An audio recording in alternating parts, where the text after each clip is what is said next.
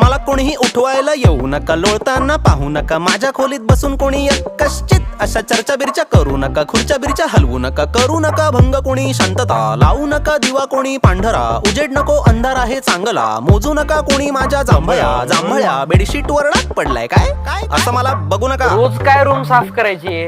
रोज नाही, मागच्या शनिवारी केली होती. माझा जन्म काय हनुमान जयंतीला झाला होता का? का? मग शनिवारचं काय?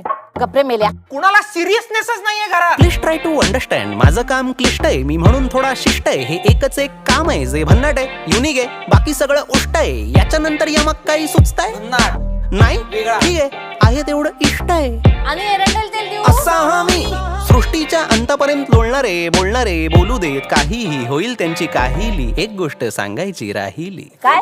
आई हा विद्रोहाचा विचार कसा मॉडर्न आहे, नवीन आहे, तुला जरा तो कळणं म्हणजे कठीण आहे. तुम्हाला कळतं आणि मला नाही कळायचं.